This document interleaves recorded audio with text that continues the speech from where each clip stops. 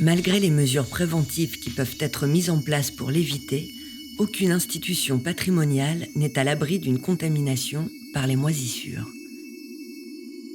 Afin d'éviter qu'elles ne s'étendent et se généralisent à l'ensemble d'un fonds, il importe de la prendre en charge le plus rapidement possible. Lorsque des moisissures apparaissent, il faut avant tout identifier les causes de la contamination qui est toujours due à la présence d'humidité. Parois humides, canalisation qui fuit, dérèglement de la climatisation. Il est ensuite important de se protéger de la poussière et des moisissures en s'équipant de gants en plastique jetables, d'un masque anti-poussière de qualité FFP2 ou FFP3, de lunettes de protection et d'une blouse ou d'une combinaison. Les documents moisis sont ensuite isolés. S'il s'agit de quelques documents, ceux-ci sont placés dans des pochettes en papier puis évacués. S'il s'agit d'une contamination de plus grande ampleur, la zone est bâchée à l'aide d'un film en plastique.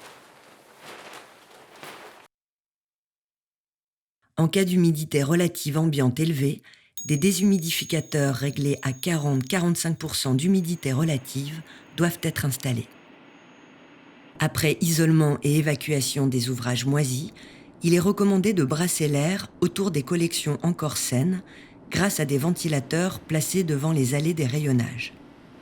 Ceci afin d'éviter qu'elles ne moisissent à leur tour.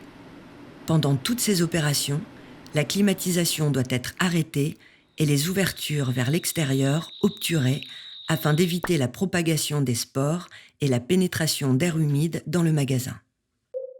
Si la contamination est faible et n'affecte qu'un nombre restreint de documents, ceux-ci peuvent être placés dans un local isolé, propre et dont l'humidité relative se situe aux alentours de 40%.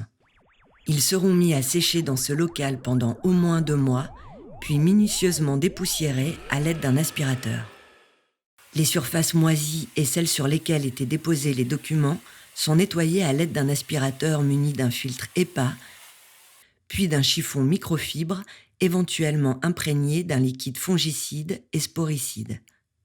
Ce liquide est rincé et séché si nécessaire et ne doit en aucun cas être mis en contact direct avec les collections. S'il s'agit d'une contamination sévère ou touchant un plus grand nombre de documents, ceux-ci sont placés dans des cartons, évacués, puis désinfectés à l'oxyde d'éthylène ou au rayon gamma. Les surfaces moisies et celles sur lesquelles étaient déposés les documents sont également dépoussiérées et nettoyées. Et pour assainir l'air du local, il est possible d'installer des appareils mobiles de décontamination de l'air.